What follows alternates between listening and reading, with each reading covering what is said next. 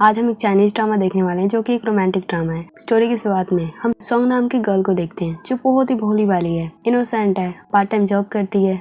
अभी वो अपनी मॉम से बात कर रही होती है पर तभी उसे कोई किडनैप कर लेता है। कुछ ही सेकंड बाद हम देखते हैं कहानी का मेन लीड जो फियान उसके सामने है, बहुत ही जिद्दी है और पॉजेसिव है। वो सोंग को कहता है कि मैं तुम्हें 5 दिन देता हूँ, इसके अंदर ही तुम्हें हमारी वेडिंग को रोकना है। यहाँ सोंग को पता नहीं होता कि उसके पेरेंट्स ने इन दोनों की वेडिंग तय कर दी है। सोंग कहती है मुझे कुछ भी नहीं पता, पर जो चोफियान था वो गुस्से में कहता है कि ऐसा कैसे हो सकता है, कुछ भी हो जाए लेकिन तुम्हें इस वेडिंग को रोकना ही होगा।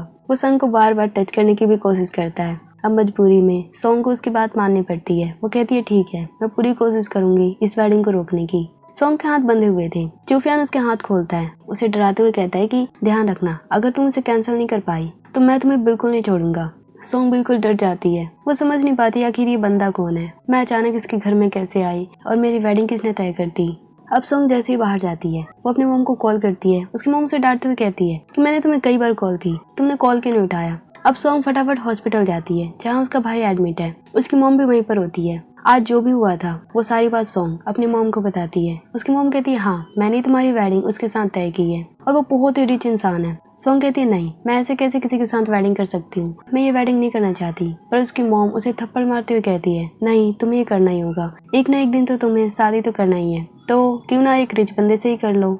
सोंग परेशान हो जाती है। वो अपनी मॉम को रोकने की कोशिश करती है पर उसकी मॉम बहुत ही लालची थी। वो बार बार उसे इमोशनली ब्लैकमेल करती है। वो कहती है कि मैंने डाउरी में 20 मिलियन उनसे लिए हैं, उनमें से कुछ मैंने हॉस्पिटल बिल में भी लगा दिए। अब हम देखते हैं शाम हो चुकी है। सोंग चूफियान के घर जाती है उसी बंदे के पास जिसके साथ उसकी वेडिंग तय हुई है। सोंग जैसे ही घर में एंटर करती है वो देखती है कि चूफियान उसके सामने ही है, सोफे पे बैठा हुआ है बिल्कुल बॉस की तरह। सोंग को तो हिम्मत नहीं हो रही थी कि वो उसे क्या कहे, फिर भी वो उसके पास जाती है। उसे कहती है कि मेरी मॉम और तुम्हारी फैमिली ने इस वेडिंग को तय किया है, पर मैं क्या करूँ। चूफियान को गुस्सा आ जाता है। वो उसके पास जाता है, उसके बिल्कुल पास चला जाता है और उससे कहता है कि मैंने तुम्हें सुबह जाते हुए कहा था वापस आना तो वेडिंग को कैंसिल करके आना, पर तुमने ऐसा बिल्कुल नहीं किया। लगता है तुम मेरी वाइफ बनना चाहती हो, मुझे भी हस्बैंड की ड्यूटी पूरी करनी चाहिए। वो उसके पास जाता है, उसे फोर्सफुली किस करता है। सोंग उसे चाटा मारती है। चूफियान को और भी गुस्सा आ जाता है। वो उसके और भी पास आने लगता है पर तभी सोंग बेहोश होने लगती है क्योंकि उसके पेट में दर्द हो रहा था। उसको हल्का फीवर भी था।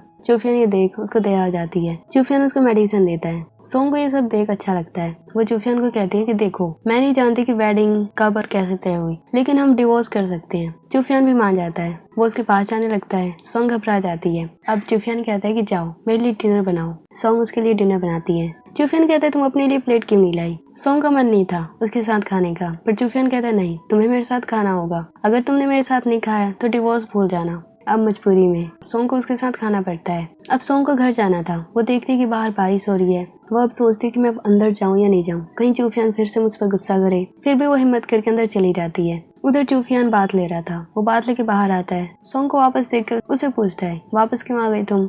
सोंग उसे सारा कुछ बता देती है कि बाहर बारिश हो रही है, कुछ देर के लिए मुझे रुकने दो। चूफियान कहता है ठीक है, मैं बाहर जा रहा हूँ लेकिन तुम यहाँ रुक सकती हो। सोंग मन में सोचती है कि मैं भी पागल हूँ, मैंने सीधा क्यों नहीं कह दिया कि मुझे तुम घर छोड़ दो। अब सोंग तो घर में अकेली थी। कुछ घंटे बाद हम देखते हैं कि चूफियान घर में आता है। सोंग जो थी वो सोफे पे सो चुकी थी। चूफियान उसके पास जाता है, धमकी देते हुए कहता है मैं तुम्हारा हस्बैंड हूँ, तो मेरा हक है, मैं तुम्हारे साथ कुछ भी कर सकता हूँ। सोंग बिल्कुल डर जाती है। वो उसे दूर करती है पर चूफियान उसे तंग करने लगता है। ऐसा लग रहा था कि चूफियान ड्रंक है, इसलिए वैसी हरकत कर रहा था। सोंग बहुत ही कोशिश करती है उसे दूर होने का, पर चूफियान उसकी गोद में ही सो जाता है। अब सुबह हो चुकी थी। हम देखते हैं दोनों बिल्कुल पास थे और सोए हुए थे। चूफियान की जब नींद टूटती है वो सोंग के पास था। ये देखकर वो डर जाता है। वो उसे डांटते हुए कहता है कि तुम अब तक घर नहीं गई और तुम मेरे पास कैसे आ गई। सोंग कहती है वो तुम थे जो मेरे पास आने की कोशिश कर रहे थे, मैं तुम्हें दूर कर रही थी पर तुम्हें ड्रंक थे। चूफियान कहता है कि ऐसा कभी नहीं हो सकता, अगर तुम पनिशमेंट नहीं चाहती, मेरे पास नहीं आना चाहती, तो जल्दी से इस वेडिंग को कैंसिल करवाओ। सोंग अब किसी तरह वहाँ से बाहर निकलती है। वो मन में कहती है कि मैं जब भी इस घर से बाहर निकलती हूँ बिल्कुल लूजर की तरह हारते हुए।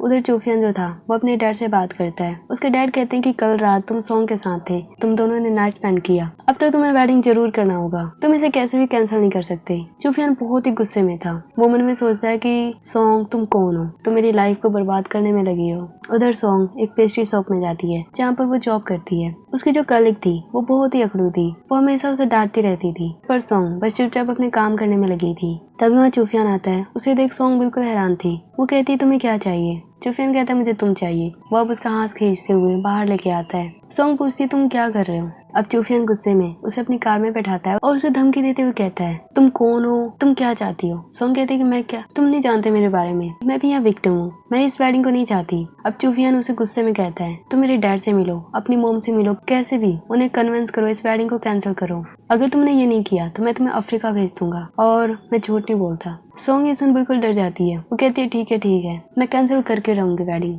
चूफियान के जाते ही वो गुस्से में चिल्लाती है, कहती है कि तुम बहुत ही अकड़ू हो। अब सॉन्ग सीधा अपनी मॉम के पास जाती है और कहती है कि मैं मल्टीपल जॉब कर लूंगी, दिन रात काम करूंगी, लेकिन प्लीज मैं इस वेडिंग को कैंसिल करना चाहती हूँ। पर उसकी मॉम बहुत ही लालची थी। वो फिर से इमोशनली ब्लैकमेल करने लगती है उसे। वो कहती है कि तुम्हें पता है ना, मैंने कितने सारे मेडिकल बिल्स में भी खत्म कर दिए हैं, तुम्हारे भाई की जान जा सकती है अगर हमने टाइम पे इलाज नहीं करवाया। सॉन्ग जब अकेली में थी वो एक फोटो देखकर बहुत ही स्माइल करती है जिसमें वो और उसके साथ एक बॉय था। उधर चूफियान बहुत ही गुस्से में था क्योंकि उसे पता चल गया था कि अब तक उसने वेडिंग कैंसिल नहीं किया है। वो अपने डैड और ग्रैंडमा के साथ था। ग्रैंडमा ये सुन बहुत ही खुश थी कि उसने एक गर्लफ्रेंड बना ली है जिसका नाम सॉन्ग है, पर असलियत तो हम जानते हैं कि उसके डैड ने उसकी वेडिंग तय की है। वो अपनी ग्रैंडमा को सच्चाई बताने की कोशिश करता है पर ग्रैंडमा तो बस अपने आप में लगी थी। वो कहती कि जल्द से जल्द वेडिंग करो, मुझे तो अपने ग्रैंड चिल्ड्रन देखने हैं। नेक्स्ट डे सॉन्ग जब अपने जॉब पे थी, उसकी जो कलीग थी वो उसे फिर से ताने दे रही थी। उसे कह रही थी अपने प्राइवेट मैटर को जॉब से दूर रखा करो, रोज रोज तुम्हारे बॉयफ्रेंड यहाँ पे आते हैं, वैसे वो बहुत ही रिच है, मुझे नहीं लगता तुम उसके काबिल भी हो। सॉन्ग तो बिल्कुल चुपचाप थी, वो उसे फाइट नहीं करना चाहती थी। तभी कुछ सेकंड बाद वहाँ चूफियान आता है। वो सॉन्ग से कहता है तुम्हारी छुट्टी कब हो रही है। उसकी कलीग कहती है जब तक कि ये सारा माल ना बिक जाए। अब चूफियान वो सारा कुछ अपने लिए पैक करवा लेता है। सॉन्ग को फटाफट घर लेके आता है, उसे कुछ कागज दिखाता है। सॉन्ग जब चेक करती है वो एक कॉन्ट्रैक्ट, मैरिज के पेपर थे। वो चूफियान को कहती है कि ये क्या है, हम तो डिवोर्स कर रहे थे ना, तो ये कॉन्ट्रैक्ट क्यों। चूफियान कहता है चुपचाप साइन करो, अगर नहीं किया तो क्या तुम मेरी रियल वाइफ बनना चाहती हो, अगर ऐसा है तो ठीक है स्टार्ट करते हैं। वो सॉन्ग के पास आने लगता है। सॉन्ग बिल्कुल डर जाती है। वो कहती है ठीक है मैं साइन कर दूंगी। वो फटाफट साइन करती है। अब चूफियान सॉन्ग से कहता है कि क्या तुम मुझसे कुछ चाहती हो। सॉन्ग कहती है कि हाँ, ये एक फेक मैरिज है तो कभी भी हमारे बीच कोई भी फिजिकल कॉन्टेक्ट नहीं होगा। चूफियान मान जाता है और कहता है ठीक है, लेकिन मैं चाहता हूँ कि तुम कभी भी किसी मैन के पास ज्यादा पास मत जाना, ना तुम मुझे चीट करोगी और ना ही मैं तुम्हें, जब तक कि हम डिवोर्स नहीं ले लेते। अब सॉन्ग रात को वो कॉन्ट्रैक्ट पेपर पढ़ने लगती है। उसमें सारे रूल चूफियान के थे। उसमें लिखा था हस्बैंड जो चाहे वाइफ के साथ कर सकता है, हस्बैंड के पास पूरी पावर है, वाइफ के पास बिल्कुल नहीं है। सॉन्ग ये पढ़ बिल्कुल पागल हो जाती है। वो कहती है चूफियान तुम बहुत ही बेकार हो। अब हम देखते हैं दोनों की वेडिंग हो चुकी है। अब सॉन्ग चूफियान के घर में रहती है। वो चूफियान से पूछती है कि मैं किस रूम में सो सकती हूँ। वैसे मैं लिविंग रूम में सोना चाहती हूँ, पर चूफियान कहता है नहीं, तुम्हें बेडरूम में सोना है। सॉन्ग जब मना करती है तो चूफियान उसके पास आने लगता है और कहता है क्यों ना हम इस मैरिज को अभी रियल कर दें। सॉन्ग डरते हुए कहती है ठीक है मैं बेडरूम में सो जाऊंगी। अब हम देखते हैं कि बेडरूम में वो सो चुकी है, उसे नींद भी आ चुकी है, पर तभी चूफियान उसके बिल्कुल पास आ जाता है। ऐसा लगा था वो उसे किस करने वाला है। सॉन्ग कहती है नहीं, तुम ऐसा नहीं कर सकते, हमने ये शर्त रखी थी कि कोई भी फिजिकल कॉन्टेक्ट नहीं होगा। पर तभी चूफियान कहता है मुझे भूख लगी है, जल्दी से डिनर बनाओ। अब जैसे सुबह होती है सॉन्ग तैयार होकर अपने जॉब पे जाने लगती है। वो देखती है कि चूफियान भी उसका वेट कर रहा है। चूफियान कहता है कि अब से मैं तुम्हें रोज ड्रॉप करूंगा। सॉन्ग बार बार मना करती है। चूफियान कहता है नहीं, मैं तुम्हारा हस्बैंड हूँ, तुम जितनी बार मना कर रही हो तुम्हें उतनी बार पनिशमेंट मिलेगी। सॉन्ग डर जाती है। वो कहती है ठीक है, तुम मुझे ड्रॉप कर सकते हो। अब चूफियान सॉन्ग को वहाँ पर छोड़ने जाता है। बीच रास्ते में ही सॉन्ग उतर जाती है। चूफियान मन में सोचता है मैं इतना रिच हूँ, फिर भी सॉन्ग इतना शर्माती क्यों है, इतनी एम्बेरस क्यों है लोगों को दिखाने में कि मैं इसका हस्बैंड हूँ। अब कुछ देर बाद हम देखते हैं चूफियान सॉन्ग को अपने डैड के पास लेके जाता है, उनसे मिलवाने जाता है। उसके डैड सॉन्ग को देख बहुत ही खुश थे। वो वेडिंग के गिफ्ट के रूप में उसके बैंक में 3 मिलियन डाल देंगे। वो ये बात सॉन्ग को कहते हैं, पर तभी चूफियान की सिस्टर वहाँ आती है। वो बहुत ही गुस्से में थी सॉन्ग को देखकर। वो कहती है इतनी लालची दुल्हन आते ही हमारे घर में लूटने लगी, तुमने क्या किया। चूफियान के पास आने के लिए सॉन्ग तो बिल्कुल चुपचाप थी। वो समझ नहीं पा रही थी वो क्या करे। चूफियान बहुत ही गुस्से में जाता है। वो अपनी सिस्टर को डांटता भी है। उसकी सिस्टर गुस्से में आकर वो अपने रूम में चली जाती है। अब चूफियान सॉन्ग को गोद में उठाते हुए कार में बैठाता है और जल्दी से घर लेकर आता है। फाइट के टाइम सॉन्ग के पैरों में चोट आ जाती है। चूफियान उसके पैरों को दबाता है। उसकी बहुत ही केयर कर रहा था। सॉन्ग को बहुत ही अच्छा लगता है। चूफियान उसे कहता है कि जब तुमसे कोई फाइट करे तुम्हें भी फाइट पैक करना चाहिए। सॉन्ग बस उसकी बातों को सुनते जा रही थी। अब चूफियान उसके धीरे धीरे पास आने लगता है। सॉन्ग आंखें बंद कर लेती है। तभी चूफियान कहता है कल सुबह ब्रेकफास्ट बना देना और जल्दी से सो जाना। अब हम देखते हैं सॉन्ग लगभग सो चुकी थी, पर बीच में वो पानी के लिए उठती है। वो देखती है कि चूफियान स्लीप वॉक कर रहा है। वो अब उसे उसके रूम में छोड़ने जाती है। उसे ब्लैंकेट उठाने लगती है, पर तभी चूफियान की नींद टूट जाती है। वो गलत सोचने लगता है। वो सोचता है कि सॉन्ग उसे सीड्यूस करने की कोशिश कर रही है। सॉन्ग कहती है ऐसा कुछ भी नहीं है, तुम स्लीप वॉक कर रहे थे, मैं बस तुम्हारी हेल्प कर रही हूँ। चुफियान अब उसको